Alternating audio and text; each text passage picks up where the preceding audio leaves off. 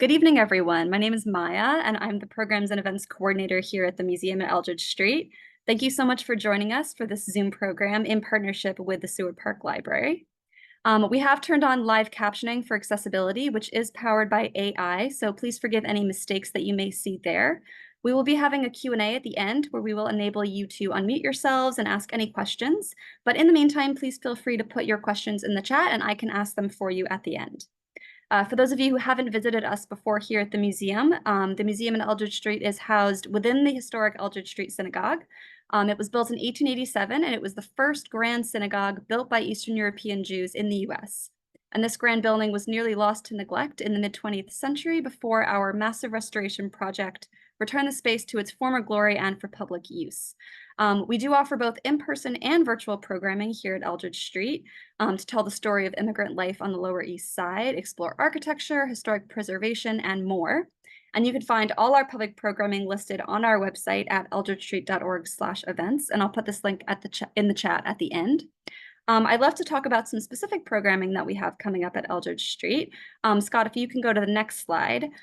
This Sunday, we have a panel discussion and choral performance about the Triangle Shirtwaist Factory fire. And this is our kickoff program for Women's History Month, which is this March, which is in a few days, if you can believe it.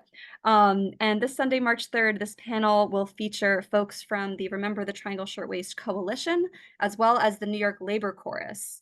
It's going to be a really fantastic event, and I'd really encourage you to attend if you're here in the neighborhood. On March 10th, we are going to be having a walking tour, Mamas with Chutzpah. So I'd encourage you to check that out as well if you're in the neighborhood. But on March 12th, if you're not able to come in person, we will have a Zoom program, Art History Through a Jewish Lens, all about Frida Kahlo's Jewish connections that I know I wasn't aware of before. So please come check out this relatively new topic, at least for me. It's going to be taught by a repeat teacher, Elaine Rosen. So if anyone's attended her courses with us before, her art history courses, I highly encourage you to check out this one. But if you're new to Elaine and her classes, I'd also really encourage you to become acquainted with her. Again, our events calendar can be accessed through eldridgestreet.org/events, and our website is eldridgestreet.org, so please check that out as well. Now I'd like to introduce you all to our presenters tonight. For the past 10 years, Andrew Fairweather has been a librarian at the Seward Park branch of the New York Public Library on the Lower East Side. In his time at the library, he's provided an array of programming ranging from local history tours, genealogy workshops, and lectures on great works of literature and philosophy. He enjoys reading, painting, and other quiet sports, as he says. And Scott Brevda is the Senior Manager for Education and Accessibility at the Museum at Eldridge Street. And as a historian, museum educator, and lifelong New Yorker, he loves to bring the history of his native city to life. In his current position, Scott plans and leads the museum's cultural after-school adventure program with local public school students, and he creates new educational content and programming. He was formerly a senior educator at the Lower East Side Tenement Museum and holds a BA and MA in history from Fordham University. And with that, I'd like to welcome both Scott and Andrew and thank them so much for being here with us tonight. Take it away, guys. Thank you, Maya, and thank you everyone for joining us tonight. I think for our program this evening, I'm going to be starting first, talking a bit about the history of housing and the development of housing in the neighborhood, and then Andrew is going to take it away, doing a deep dive into the Knickerbocker Village, the building at hand. To start with, of course, the Lower East Side, which is the home of our building, of our synagogue, our museum, the Eldridge Street Synagogue, and the museum at Eldridge Street. It has always been a neighborhood of change and of immigrants, going back to, in some cases, its earliest days. Alongside that ever-changing community would be a changing of status of different housing types and styles and methods that would really help come to shape the development of this topic and of these buildings. Of course, if we go back far enough, the Manhattan and the New York City that we know of today would really be unrecognizable. Before the arrival of Europeans in the 15 and 1600s, New York, or Manhattan as it was known, was almost all forested land with some valleys and streams. Its native population, the Lenape, lived in wood huts and other teepees and were nomadic by nature, moving from point to point. The Lower East Side was one of their frequent paths as they were going back and forth from Manhattan to what is today Brooklyn at Corlear's Hook. They would go through the Lower East Side between Corlear's Hook and Freshwater Pond, which is no longer here. It's today around Foley Square. With the arrival of Europeans in the 1600s, predominantly the Dutch, and the creation of the colony of New Amsterdam, that housing would once again change.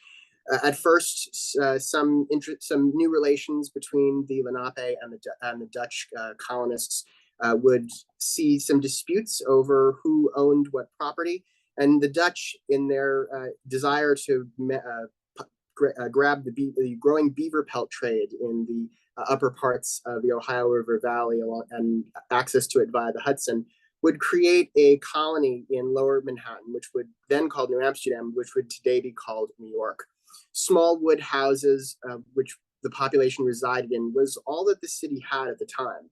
The entire mass of this small city, or this city to be, was just the small tip of the island south of Wall Street. And you can actually see the wall for which the street takes its name. With the arrival of the British in the 1600s and the continuing growth of the city, which was then renamed New York, the Lower East Side would undergo a transformation. The colony of New Amsterdam and then New York, which at one point had been south of the wall, had grown northward, going along in some cases old Native American trails, and in some cases new routes being carved out by the colonists themselves. The Lower East Side would predominantly be owned by two very wealthy and powerful families: the Rutgers family to the south and the Delancey family to the north.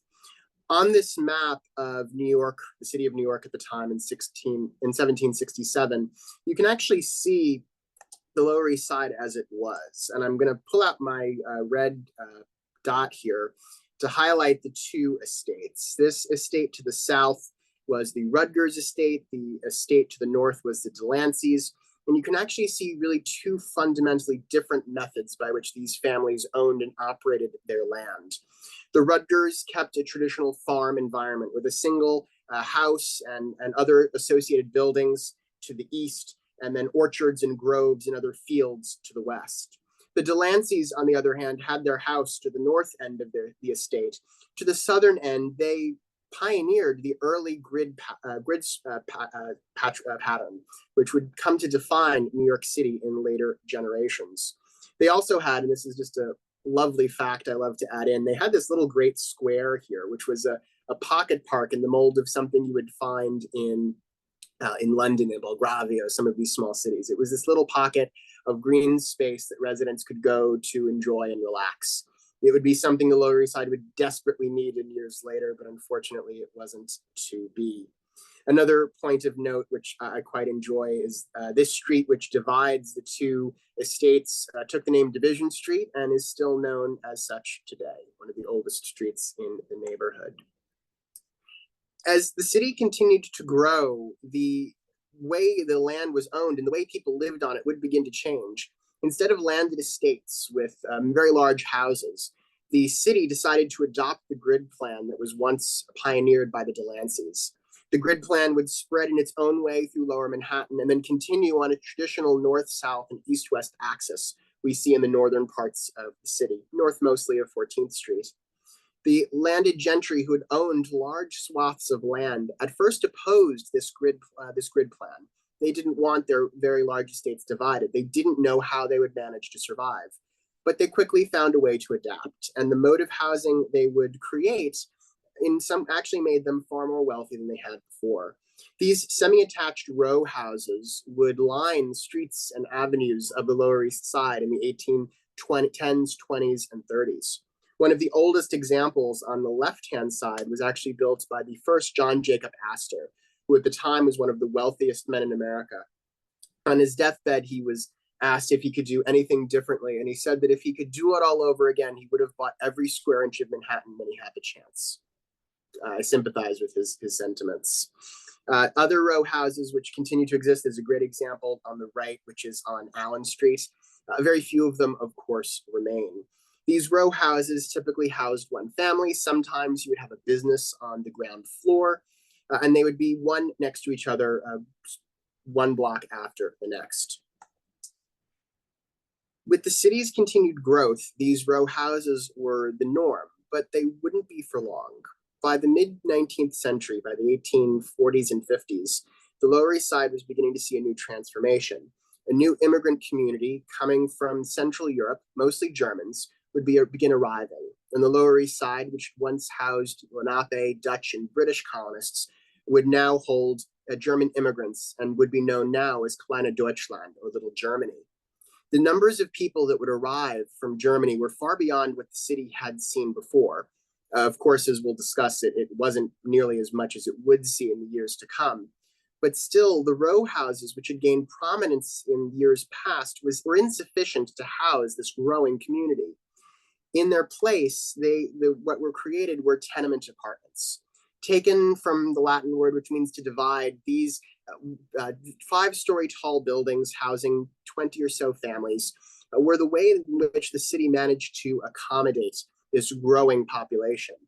In the mid-19th century, tenements did not have the negative connotations that they do today. They were not the small, cramped, disease-laden buildings of the late 19th and early 20th centuries. Indeed, for the German community, which had families averaging 5 to 8 people, they were actually pretty good housing for the time. They had modern conveniences like the cast iron stove on the right. They even had separate bedrooms, a separate bedroom. They may not have been what people had in Europe if you had a rather large house, but for a growing city, it wasn't so bad at the time. Of course, things would change. Many of these buildings, which had been built in the mid-19th century, would continue to be occupied 40 and 50 years on, well past the point in which they had become antiquated and outdated. And as well, the growing population of the German community in the mid-19th century would be vastly outpaced by a new community arriving in the late 19th and early 20th centuries. From about 1880 to 1924, 2.5 million Eastern European Jewish immigrants would leave Eastern Europe, places that include nations that we have today, including Poland, Belarus, Moldova, Estonia, Latvia, Lithuania, and a host of others. The 2.5 million people is roughly the entire population of Brooklyn, and they crossed in 40 years. While some of this population would arrive at different ports of call here in North America, including Philadelphia and Boston, and some wouldn't stay in the Lower East Side for long, the vast majority of this population would make their home in the Lower East Side, at least at first, on average for about 10 years. Moving into this Lower East Side neighborhood, they rapidly grew the population far beyond what it had been in the German period. Yet the buildings didn't change. In some cases, they were the same. They hadn't been expanded, they hadn't been remodeled, the amenities hadn't been updated. They were the same buildings that had once housed families 5 to 8 people in size, were now housing families of upwards of 10 to 12. Some of the buildings were sufficient and others were not.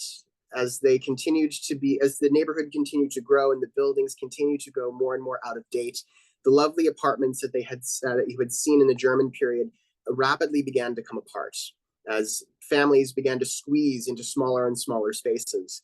3-room apartments being further subdivided by families leasing out rooms to other families in order to make ends meet. By a certain point, the buildings these apartments became so congested with people that they became known as a slum. And the city decided, as best they could at the time, to intervene.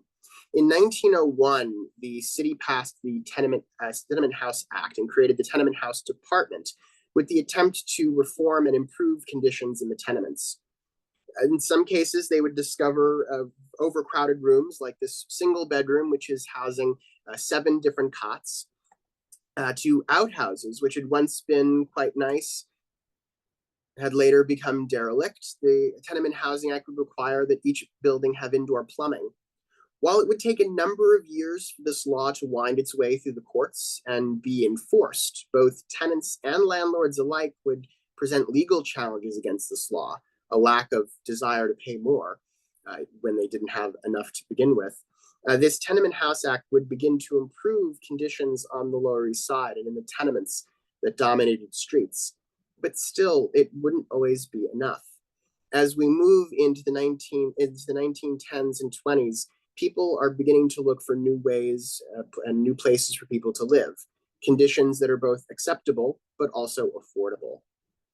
And in its own way, this would be the start of our story this evening, the start of the Knickerbocker Village. At this point, I'm going to stop my screen and I'm going to be turning over our narrative to Andrew. Andrew? Thank you for coming. Great to see you. Let me share my screen with you. One moment. Okay, hopefully you can all see that. So, as Scott has been telling you, we've been taking a bigger picture look at the area. Now we're looking at Knickerbocker Village itself. So picture this. This area, the Two Bridges area, the neighborhood between the Brooklyn and Manhattan bridges, was once one of the most fashionable and aristocratic in all of New York City. George Washington's residence was at 1 Cherry Street and may be considered to be the United States' first presidential mansion. John Hancock lived at 5 Cherry Street. Not only this, but Brooks Brothers got its start on Catherine Street and Cherry Street, as did Lord and Taylor. But in the middle of the 19th century, the neighborhood began a slow decline into crime and overcrowding. Its Dutch buildings a sign of decay rather than affluence. Particularly by the East River, many began to regard the neighborhood as the underworld's underworld. All right. At the turn of the 20th century, the neighborhood would reach its peak population. In 1903, Robert W. DeForest of the Tenement House Commission described the area intersected by Hamilton Street in an official report marking, quote, "I know of no tenement house block in this city which is so bad from a sanitary point of view, or from a criminal point of view. Every consideration of public health, morals, and decency require that the buildings on this block be destroyed at an early date. I understand that several of these houses are permanently infected with germs of tubercular disease, and that the only remedy and method of preventing the further spread of the disease from these houses is the destruction of buildings." End quote. And so the area began to be known as a lung block for its persistence of tubercular disease. But as the American century progressed, the Lower East Side depopulated due to the First World War and stricter immigration laws.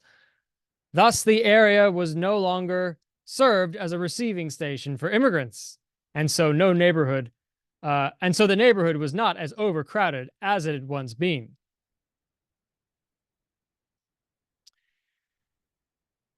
Yet, the neighborhood was still a lively one on many accounts.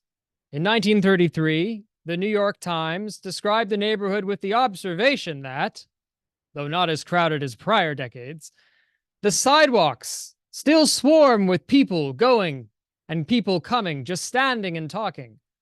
Families sit on stoops in the immemorial New York manner and in shop doorways and chatter or watch the passing show or keep an eye on venturesome offspring.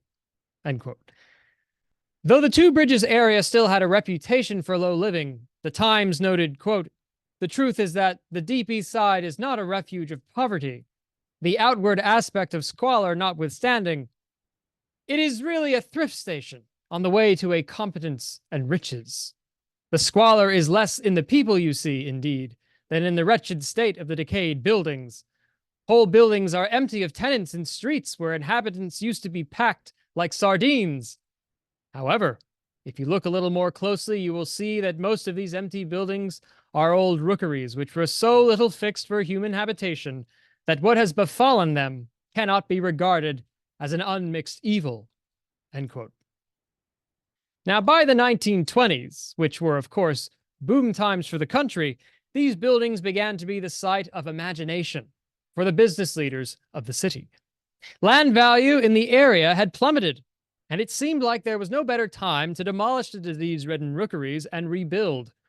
Edwin A. Lamb, vice president of the East Side Chamber of Commerce and Citizens Bank at 58 Bowery, mused, quote, "Whenever I walk across the majestic Manhattan Bridge and look down on the New York end of it, I just couldn't help visioning the time near at hand when most of our 7,000-old tenements will give way to new structures with grass plots and beautiful gardens that would make old Father Knickerbocker proud again of his very first home."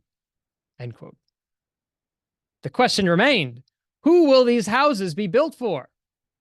The Chamber of Commerce was big on the idea that due to proximity to Wall Street, the Lower East Side could be reimagined as housing for white-collar workers rather than pushcart peddlers. Phil Brenner, president of the chamber and owner of Brenner Brothers Coats and Suits on 60 Division Street, insisted, quote, "This talk about making this great old neighborhood a place only for the poor is a lot of nonsense. We want homes here that could be occupied even by the rich, the men of Wall Street, and others who have come to appreciate the value of the walk-to-work movement." Now, there would be one man who sought to realize this dream of these businessmen. His name was Fred Fillmore French, a man who made his name in real estate. He was no Lower East Sider, but a Bronx boy, though he was technically born on the Upper East Side in 1883.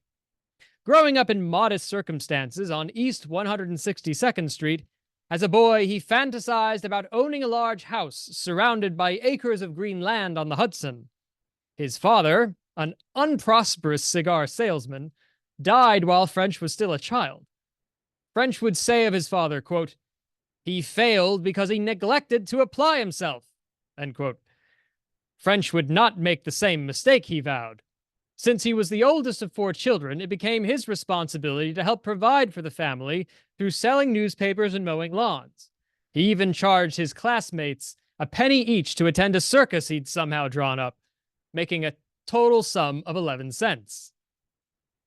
When the boy grew to be a man, well, he got kind of sick of odd jobs and decided to get into real estate.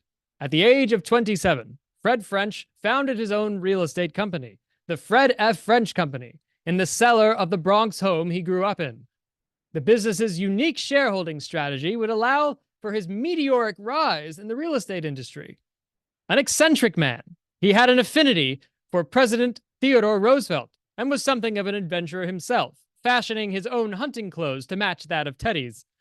Beyond the 26th president, he had a fondness for role models in his own life as well. He even hired his favorite teacher at his grade school, Virgil Prettyman, to become president of one of his companies. And to his employers, he was a business evangelist, constantly distributing pamphlets to his men with inspirational essays. Robert M. Coates of the New Yorker remarked that he would say to his employees, quote, "The best example of a sales talk is the life of Jesus Christ. He was the best salesman of all time. He said, 'Knock and it shall be opened to you.' What he meant was, keep knocking and the door is opened. And if it isn't open pretty soon, kick down the door." End quote. Now, one day in 1927, as legend has it, Mr. French was on his evening walk in Central Park. Construction had just begun for his massive apartment complex, Tudor City, and he had just returned from hunting grizzly bears in Alaska. So perhaps he had a lingering spirit of adventure mixed with confidence informed by his success.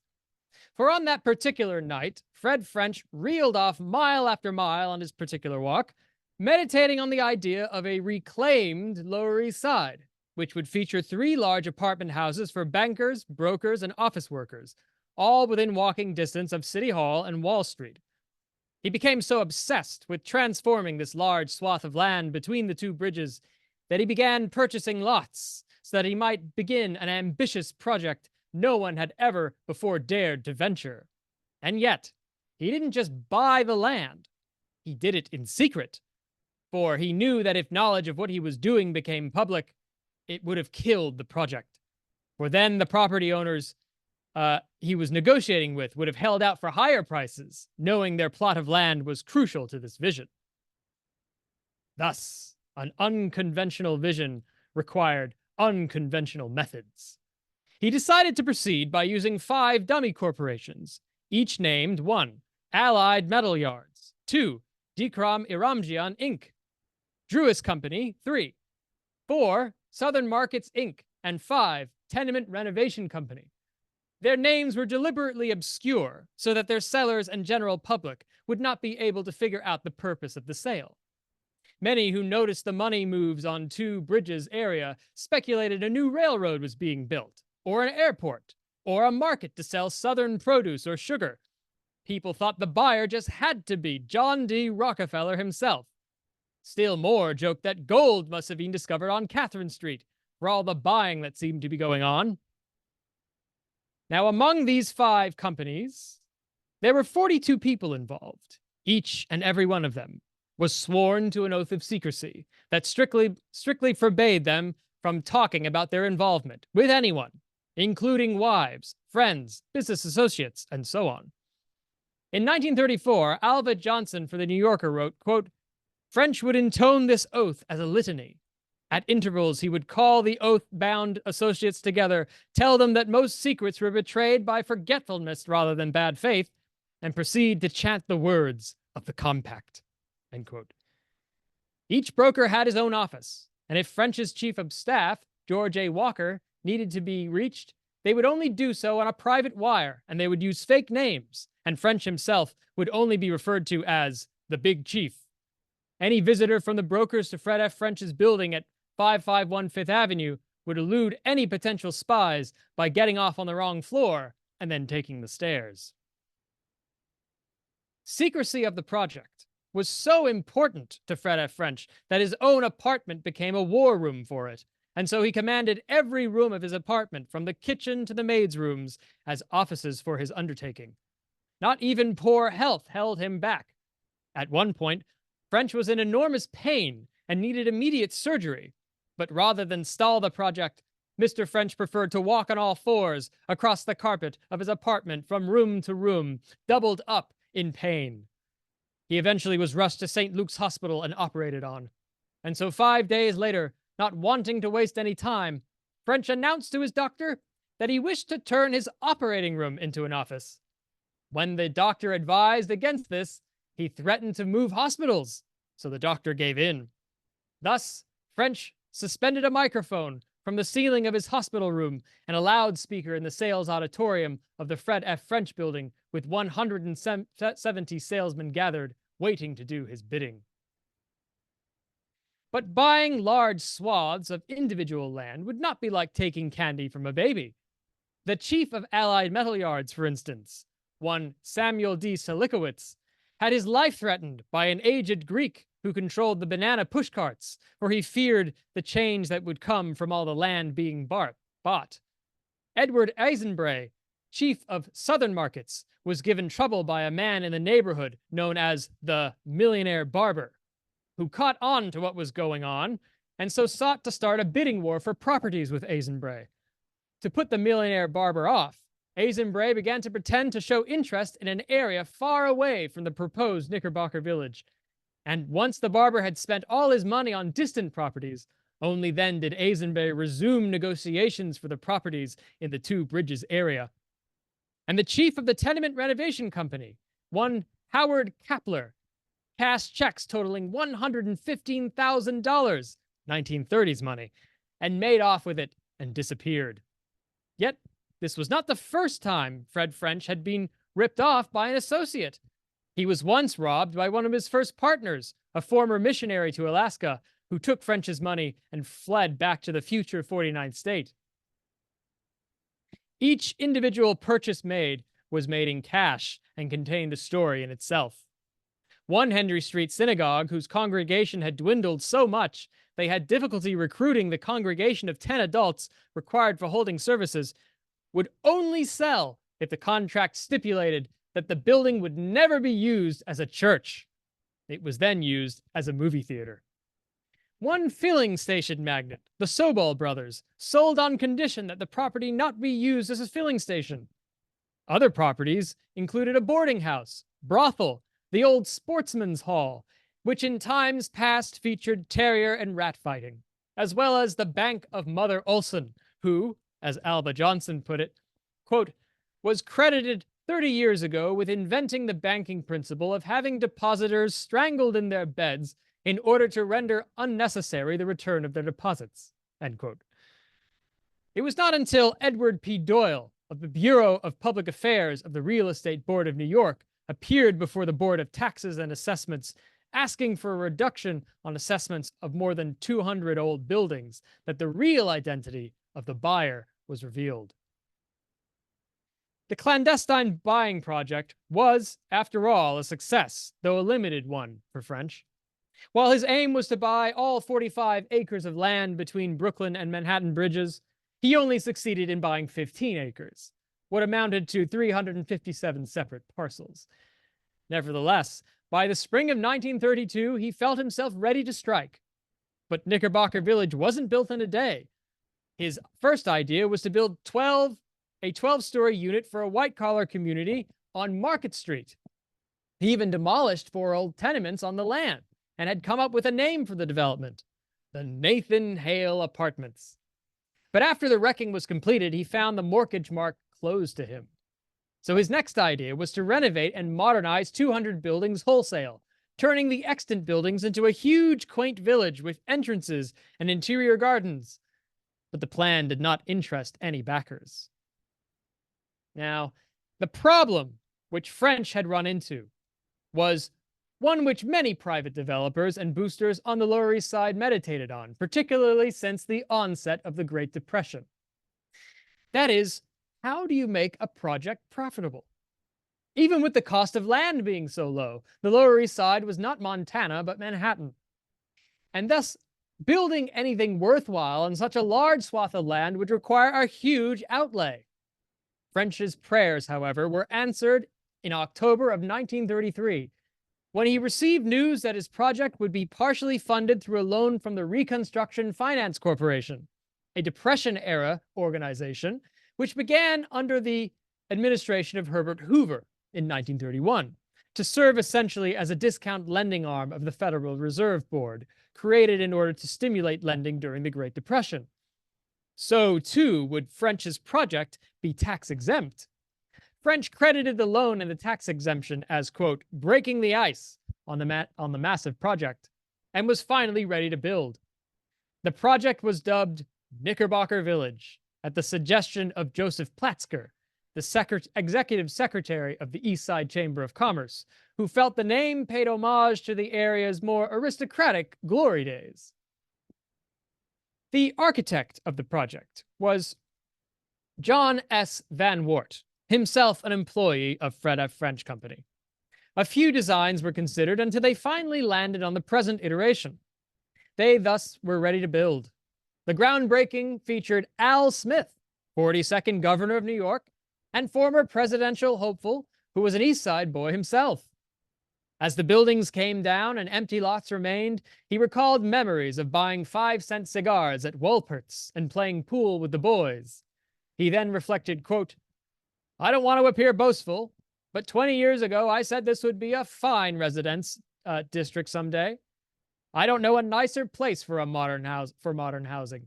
If I had my choice of a place to live, I think I would select a corner of James Slip and South Street, just south of the place where I was born, 174 South Street, end quote. But for many, the demolition was a headache, particularly for those who had lived in the buildings being demolished. A study was conducted by the Fred L. Lavenberg Foundation and Hamilton House to find out about the neighborhood, which would soon be a thing of the past. Shockingly, they found that of the 1,085 apartments total, a whopping 652, that is the majority of them, or sorry, more than half of them, were vacant, leaving 433 less than half occupied. Within these occupied units were 386 families who were compelled to vacate the area to make way for Fred French's ambitious project. Difficulties arose in performing the study, for many tenements did not wish to be located after they'd left, for they were months behind on their rent and feared retribution, with some families even changing their names to ward off creditors. But, nevertheless, the study was impressive in the amount of information that it rendered. The enumerators of the study found that only 97 of the 385 families lived in buildings with hot water. and 93% of these families had no bathtubs. And the ones that did, well, they were in the kitchen. Only 119 had private toilets. Not one single family had steam heat. Despite these dilapidated conditions, the numerators found that most families expressed a desire to remain in the neighborhood. After all, 58 of the 386 families had been living there for 20 to 40 years, with over half of the families who had lived there for 15. Over half were also non-citizens, mostly Italians, and the desire to be amongst one's own people was a strong draw to remain. This and the incentive that most people here worked within walking distance from where they lived. Most men, as you can see here, were laborers and shopkeepers, and the women were factory workers in the dressmaking and tailoring trades, while most sons were taxi drivers, factory workers, or errand boys. Now, replacing these laborers were clerks, salesmen, and secretaries. You see, the Knickerbocker Village almost immediately seemed between a rock and a hard place. For while the development priced out the people it displaced, with only 3 families of the 386 available to afford the new development, because of the tax exemption and the reception of the money from the Reconstruction Finance Corporation, which lent money to slum clearance projects, it's government money, the monthly rentals for the building were limited to $12.50 per room. But the contrast between the newcomers and the old-timers was immediate.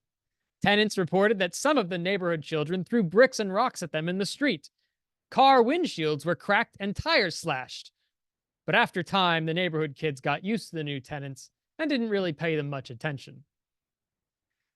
The real problems for the French company did not come from neighborhood children, but from the real estate industry and the project's own tenants.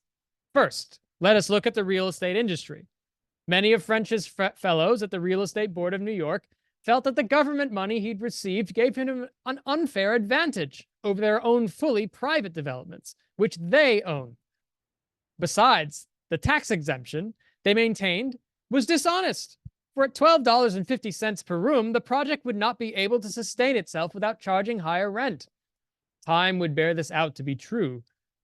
Joseph P. Day summed up the argument, reminding interested parties that Knickerbocker Village development was built by a private corporation, not a public housing agency, and thus, quote, should not be confused with the New York City Housing Authority, but stand on its own feet, end quote. Socialists of the day, such as Charles Solomon, made the same argument, though from the other side, arguing that a development receiving such exemptions and subsidies ought not to appeal to white-collar workers, but the very people they displaced, who could at most afford $6 to $7 per room, around half the amount Knickerbocker Village was asking.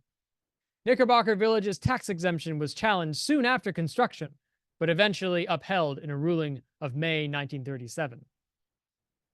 And as I mentioned, the second front of resistance came from the tenants themselves. Their problems came about on moving day, for it had not been thought through by the French company just how much of a maneuver it would be to move so many people into a massive building all at once. Thus, moving trucks were parked for up to 6 hours waiting to be unloaded. Some tenants complained that the savings in rent were being eaten up by the moving expenses. As for the building itself, there were other unique problems. The elevator worked only spasmodically, and many apartments did not have their electricity turned on. Some had no refrigerators that were promised. Others had unpainted rooms, and in some, the floors hadn't even been laid.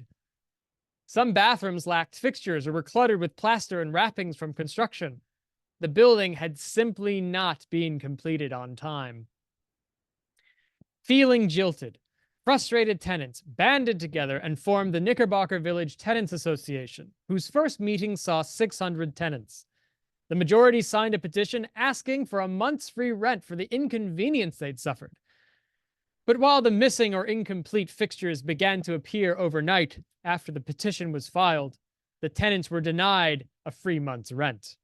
Because of this, the Tenants Association organized at the nearby school, PS 177, and decided to call a strike for the month of November.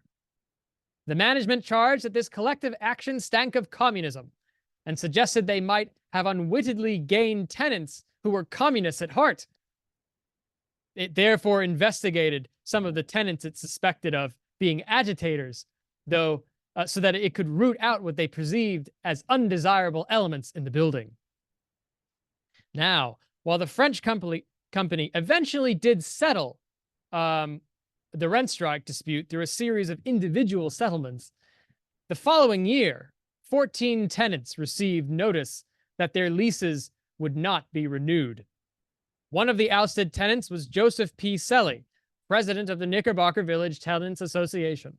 The letter he received from French company read as follows, quote, "In view of your evident unhappiness in your tenancy and our apparent inability to remedy your expressed dissatisfaction, we believe it desirable for your sake, as well as ours, that your tenancy should end at the expiration of your present lease."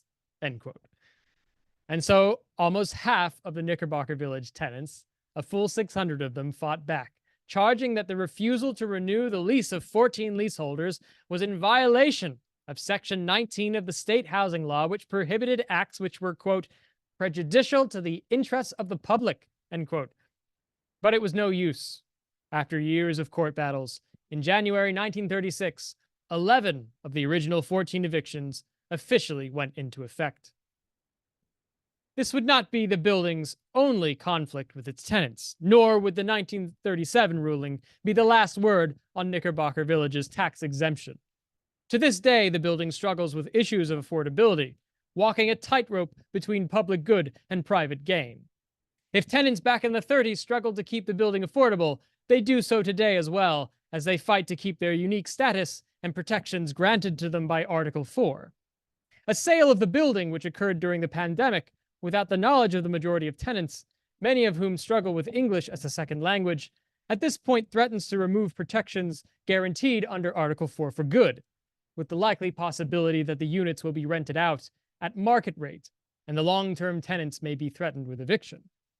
A group known as Concerned Tenants for Knickerbocker Village are fighting to keep the building a bastion of affordability in a notoriously unaffordable city. The final outcome? Well, that remains to be seen. Such is the drama of Fred F. French's dream, one which would stand as a unique monument to the story of social housing in New York, while also celebrating the ego of Fred Fillmore French himself, an aspect which I doubt he would have denied. In an address to the East Side Chamber of Commerce on May 16, 1934, Mr. French compared the problem of better housing to the story of 6 blind men who felt an elephant. One, feeling the elephant's side, thought it was a wall. The second, feeling its tusk, thought it was a spear. The third, feeling the trunk, thought it a snake, and so on and so on. And all these blind men, said French, disputed what it was, yet they were all wrong, for they only possessed a partial truth. These blind men, said French, were the naysayers. Given the timing of the speech, perhaps Mr. French had his own tenants in mind. Reminiscent of the actor Ned Beatty's speech from Paddy Chayefsky's classic 1976 film Network, French continued his speech, and I quote, "I have discovered with a good deal of chagrin during the past few years that the opinions of builders and real estate men, who really do know something about housing, are discounted. Discounted because of the fact that their interest in housing is primarily the interest of profit.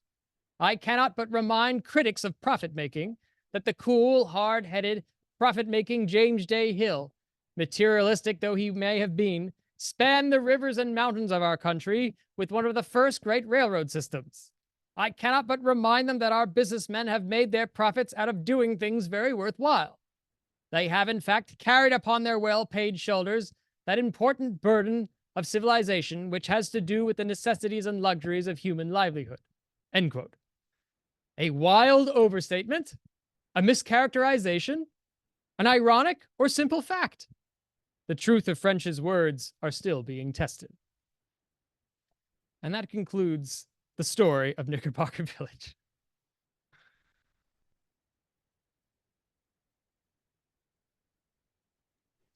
Thank you. Thank you, Andrew. And I think I pick it up here, talking a little bit about today. With As Knickerbocker Village was built and developed, housing in the Lower East Side continued to change. The tenements of years ago still remain, but with new developments surrounding it, like Knickerbocker Village, Seward Park Co-op, and even the Grand Street buildings, housing in the Lower East Side would change permanently. In recent times, it has begun to change again. A project which had begun in the 1970s only to stop and begin again in more recent years is once more changing the nature of and landscape of the Lower East Side, much like Knickerbocker Village almost a century ago. Essex Crossing, which again, just as Knickerbocker Village was to a certain extent, is a fusion of public and private interests, with city land and tax credits being used to help private developers create new buildings in a massive complex here in the neighborhood, with certain apartments set aside for affordable rent, others set aside as a senior living center. Essex Crossing is continuing the development of housing in the neighborhood. This is the first housing complex with a food market built into its ground floor and basement, but still one that is beginning to help changing the neighborhood once more. Still, though, just as Andrew was describing, and I mentioned a little bit earlier, the struggle between these new developments and an old housing stock and affordability still remains. And part of that has to do with the way that the government support and funding is structured. Just as there were questions with Knickerbocker Village and how the subsidies both helped and hurt the ability of residents to stay in the building and its profitability, the way that the affordable housing structure is calculated today is also continuing to cause additional issues. This is a useful chart that helps show some of the dilemma put out by New York City and the Housing Development Corporation. This shows the different income levels that are allowed to be included in affordable housing in the city. It ranges from a single person from $29,000 roughly to over $163,000. For a family of 6 people, they can earn almost up to $300,000. This range is as a result of government mandates and the formula which calculates affordable housing in the city, which includes not just the 5 boroughs, but also some of the surrounding counties, including Westchester, Dutchess, Nassau, Suffolk, as well as Stamford County in Connecticut and some of the counties in New Jersey, including some of the places with the highest incomes in the area, merging together with the 5 boroughs. With these different zones of affordability and the sheer number of people who require affordable housing today, in some ways not so different from what we were seeing in the Knickerbocker Village era almost 100 years ago, the list of people waiting for affordable housing is massive and doesn't really seem to dip much at all, as one of our attendees included in the chat. Thank you for the comment. We'll have to see if in the coming years, the dilemmas that we're seeing in the late 19th and early 20th centuries, and even in the mid-century with the Knickerbocker Village, will be resolved here in the city. In some ways, it's both the past, present, and future of housing in the Lower East Side. And it tells us that while our presentation might be ending this evening, the broader story we're trying to tell is not. Because our story is one that really hasn't ended. It's continuing in so many different ways.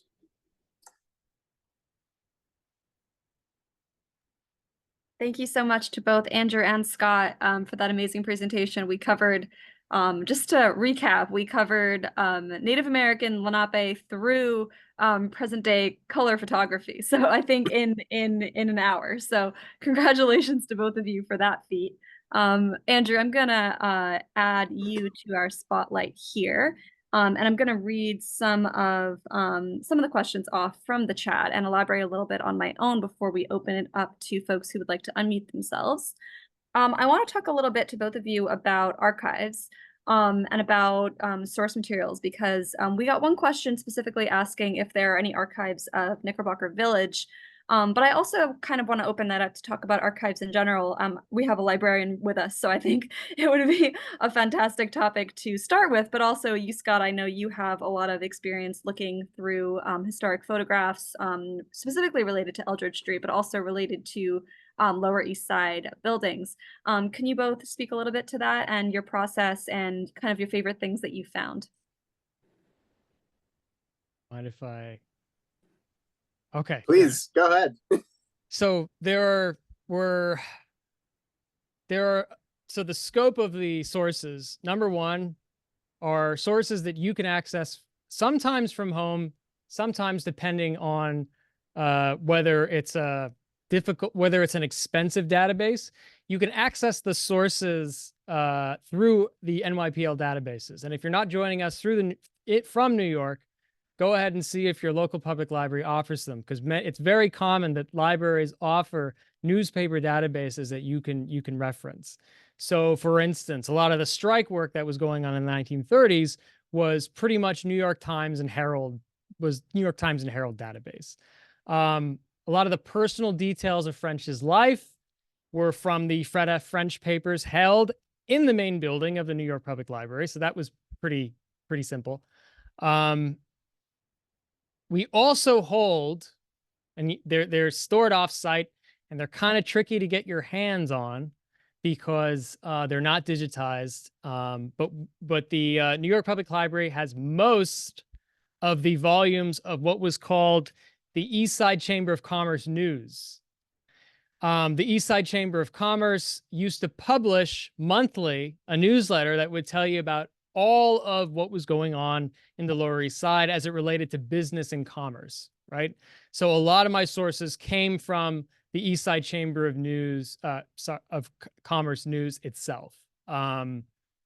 Those were the majority of my three main sources. Other than that, the New Yorker had some amazing articles on Knickerbocker Village, as well as profiles of Fred French and Joseph Platzker, who was the guy who named the complex itself.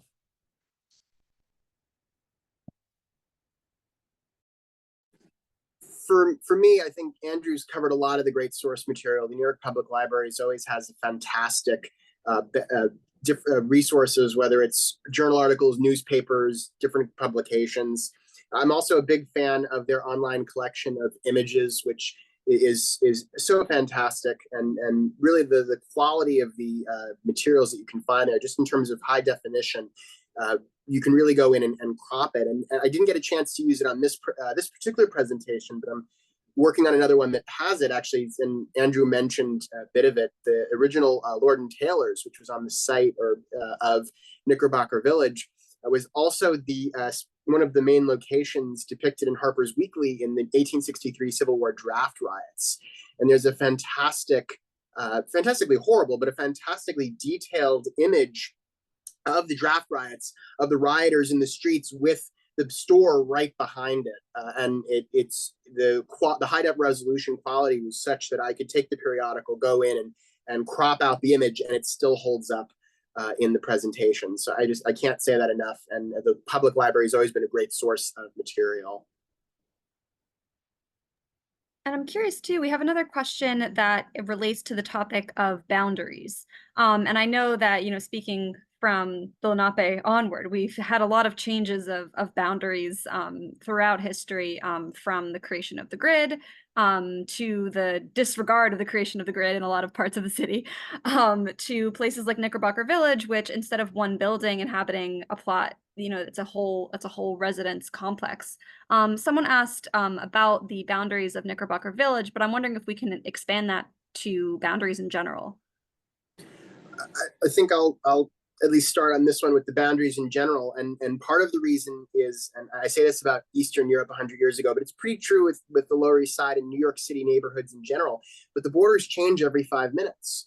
The city does not have any kind of official demarcation of, okay, the Lower East Side is going to end here. There are some customary boundaries. For instance, the Bowery has always been pretty hard and fast, the western border of the Lower East Side, and the East River naturally is the eastern border. But where the north and south borders are have ebbed and flowed over time. I've heard accounts of it ending all the way down at Market Street. Other times all the way south at the Brooklyn Bridge. And it really varies by era. And it was really tied to the population living there. Andrew mentioned during the presentation that Italian immigrants wanted to live amongst other Italians. And that was just as true with immigrants who were coming from Eastern Europe, Southern Europe, from China. These ethnic enclaves really defined the Lower East Side for over 100 years. And it was those ethnic enclaves that in some ways gave rise to these borders. Even then, though, the borders themselves were quite porous. The neighborhoods would fade in and fade out with the population ebbing, even with the population. So it's really hard to pin down exactly where. For our purposes tonight, though, the Lower East Side was included, at least for a time, the area where Knickerbocker Village was, certainly in the era of its construction. As to the boundaries of the village, I want to leave that to Andrew and his focus on the village and its construction. Well, I don't know. It is a tricky question. I would say the old East Side is definitely 14th Street and below. Yeah. You know, but now these days, Houston, some say. Yeah, yeah. And now, and then below Houston was the lower, right? Two Bridges is the area between the two bridges, which is our neighborhood of concern. As I mentioned, Fred French wished to buy up the entire area of Two Bridges and turn it into one large complex. He only bought that little small piece surrounding Hamilton Street, which I think the reason he was able to do that is because it was made a priority by the city to do this. That they had been wanting to demolish the lung block at Hamilton Street for the longest time, since 1904, and so this private money allowed them to do that. And so I think that's why, even though he didn't buy up every single plot where Knickerbocker Village currently sits, he bought up most of them, and the rest was knocked over due to eminent domain, right? I think it's interesting, before we get to the next question, in its own way, Knickerbocker Village and Fred M. French is sort of an early model of what we would see in the 1950s and 60s with slum clearance and with Robert Moses in its own way. I'm fascinated also by this idea of this massive complex without necessarily the kind of grid streets that we'd seen in most of the neighborhood. At least it's just fascinating to me how some of the roots begin off that, just something I'm hearing on from Andrew's comment.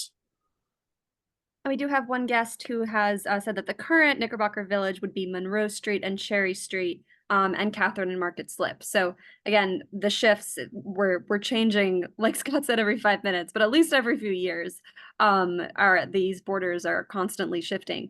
I'm curious. I think in this conversation, it seems like one person could make such a huge impact.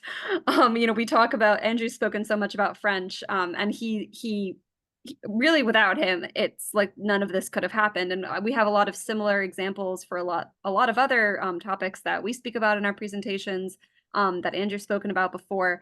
Do you two feel that with modernization now, that individuals are specifically able to make, even with Robert Moses we've discussed, that individuals are able to make less of these huge monumental changes, probably for the better? Or do you feel like it's more conglomerates of people or organizations, or do you feel like people are still able to have this kind of impact? I think it's tricky, and I should probably address some of the comments about concerned tenants, because we've had a lot of stuff in the chat about concerned tenants. My goal really was to just link in some of what tenants were doing with some of what tenants were doing back in the 30s. I didn't intend to step in anything, so I'm very sorry about that. If this was misinformation, but the only articles I could find about the sale of the buildings were written in a certain light. So for that, mea culpa, I do apologize. That was my understanding of it. I think, however, it expresses a frustration that I think some people feel that, French is something of a heroic figure. I think French felt as if he had some sort of responsibility to the city, and so on and so on. And I think that you don't really get that anymore. Like a Carnegie who would build libraries and so on, right? You don't really get that. And so I think the I guess the face of massive public works like this just looks very different these days. I don't know. Can we imagine one single person buying up all this land and changing the face of the East Side? I don't know. We also have to ask ourselves about the had this happened a few years before the Great Depression, and had French been able to get funding for his project before the Great Depression, before he would have had money from the needed to have money from the Reconstruction Finance Corporation, would the development have been affordable in the first place? Because the intentions in the 1920s were very much that they would be market rate apartments. So it's a very, very interesting question, right? I personally, based on what I was reading in the East Side Chamber of Commerce news, I don't think they would have been affordable units had not there been the intervention of the Great Depression and the need to appeal to the Reconstruction Finance Corporation for funding. So that's an interesting aspect of this history as well. I think certainly if anybody or any private organization is willing to is able to do this on any size, it's always this public-private partnership that you see in this country. So that's my 2 cents anyway.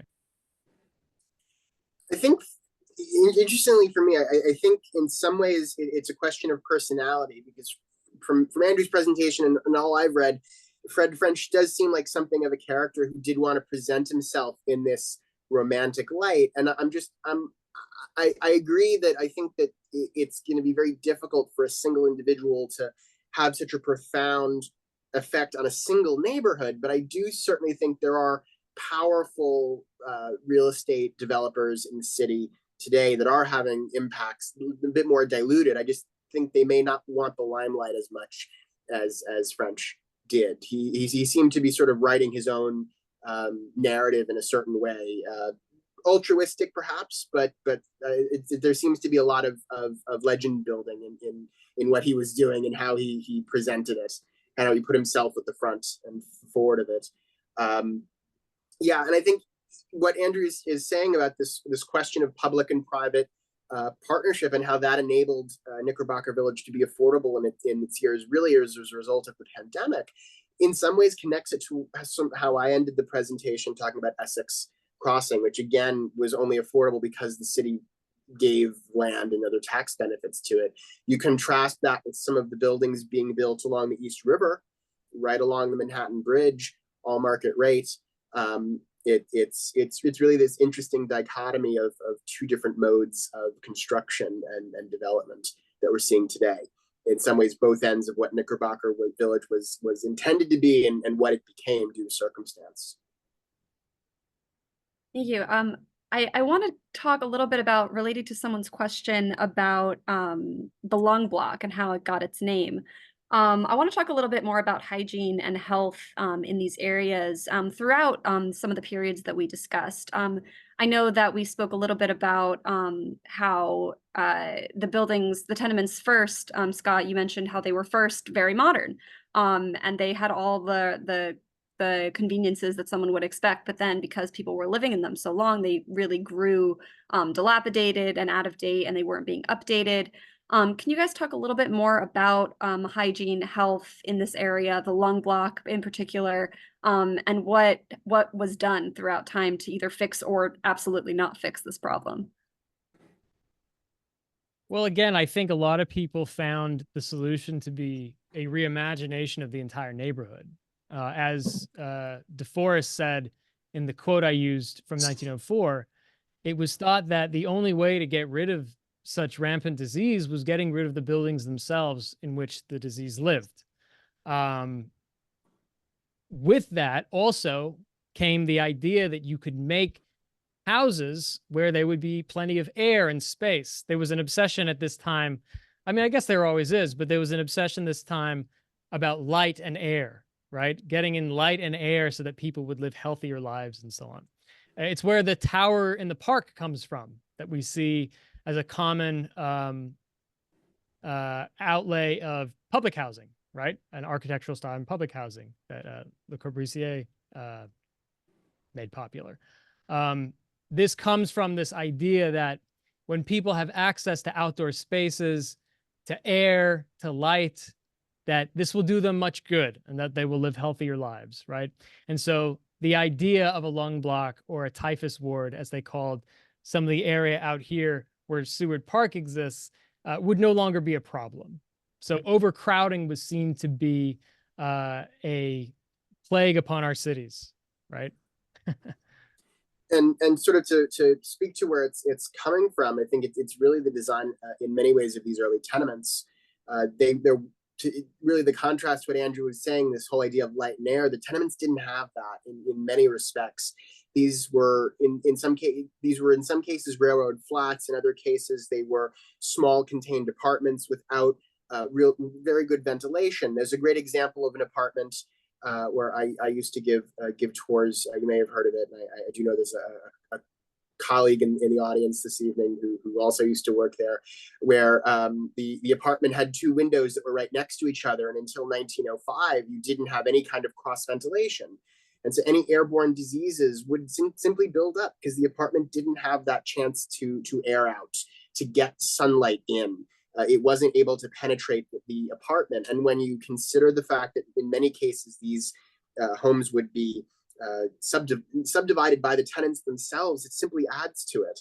To be more specific, you can imagine a 3-bedroom apartment with a living room with windows, a kitchen, and a bedroom behind it. If you're renting out the bedroom, which does not have any external access to sunlight or air, anything that's being breathed in there, it's going to stagnate. It's stagnant air. It's sitting there over time. The plumbing until 1905 across the board, in many cases, were outhouses in the rear yards. Some were connected to the sewer system. Some didn't have a mechanized flushing system, so it took days, weeks to get them cleaned out. This is just breeding ground for disease. These apartments hadn't been changed in many respects since the mid-19th century, and they were designed in many cases for an entirely different population in terms of size. And so they simply were not fit to purpose anymore, and they hadn't been changed. And so this idea of creating public space, of redesigning apartments, of creating the tower in the park, as Andrew put it, where you have these open spaces around larger apartment blocks to give people a chance to go outside and take in the air. That was their intent to help block it and prevent it and cure it. And for those of you who missed our last collaboration, we have an entire program up on the Museum at Eldridge Street YouTube channel with Scott and Andrew, all about outdoor spaces and the first outdoor spaces on the Lower East Side, which of course includes Seward Park itself. So please check that out on the Museum at Eldridge Street's YouTube channel if you're interested in that topic more. I'm going to address one more question in the chat before we open it up, if anyone would like to unmute themselves and ask any questions verbally.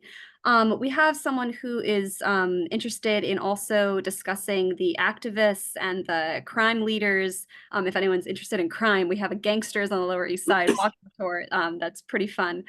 So keep an eye out for that. But who lived in this area. And I'm curious if any of you have any favorite individuals who lived in these apartments that you'd like to touch on before we open it up to questions from the audience. Favorite individuals? I don't know, but I will say this. I had to really reel it in with this presentation. When I started reading about Fred French when I was just casually going through the East Side Chamber of Commerce news in the main building of the library, and I was pretty impressed with what I read, and I thought there's a story in here somewhere. And so I found myself really having to reel it in with this presentation. So, which is why I tried to stick to the title, The Beginnings of Knickerbocker Village. I didn't, if I start going beyond that, we'll be here all night. So I had to really reel it in there. That's all I can say about that. For me, I think if we broaden it a bit to the Lower East Side and we stretch the term lived in a little bit, I can name a number of individuals. More strictly speaking, I think the two great ones I love mentioning are Eddie Cantor, who lived just across the street from the synagogue. I wish I could say that he attended services at the synagogue or maybe even sang there. Unfortunately, we don't believe he ever did. And then, of course, Ira Gershwin was born just a few blocks north of us on Eldridge Street. And there's a nice little plaque commemorating that. It was a building the Gershwins built. But actually, my favorite resident that lived in the neighborhood is this guy who lived for a time on the block that is now Seward Park High School. And I say lived there because he was incarcerated there. It was Boss Tweed. And he was incarcerated there in debtor's prison after he was caught in Spain, having fled. Ironically, he was caught by the Spanish police, who identified him from Thomas Nast's cartoons. I believe Tweed threw a darn in there in referring to them. And he spent the rest of his life in the prison at Seward Park High School. And so it's fun every time I'm doing a walking tour in the neighborhood and I get to mention that, because almost everybody if you study New York City history, almost everyone who does that has heard of Boss Tweed. So it's just a nice little fact. So, something I always like to say is, if you look at the architecture of Ludlow Street Jail, it looks eerily similar to Seward Park High School. You should check that out. It's on our at NYPL digital collections. I mean, it was possibly the same building material suppliers. I mean, the city, I wouldn't put it past the city. And if anyone is interested in the history of women activists on the Lower East Side, our current exhibition, excuse my cat meowing at my foot, our current exhibition at the museum at Eldridge Street is all about women on the Lower East Side, many of whom were activists, the first nurses, writers. And the program that we have this Sunday explores a lot of the activists who lived in our neighborhood, who were involved in the Triangle Shirtwaist Factory fire and the activism that followed surrounding workers' rights and women's rights. So please come check that out. Again, thank you so much, Andrew and Scott. And thank you to all of you. And if you are interested in any more programs like this, please check out eldridgestreet.org/events and the Seward Park Library for what we both have going on.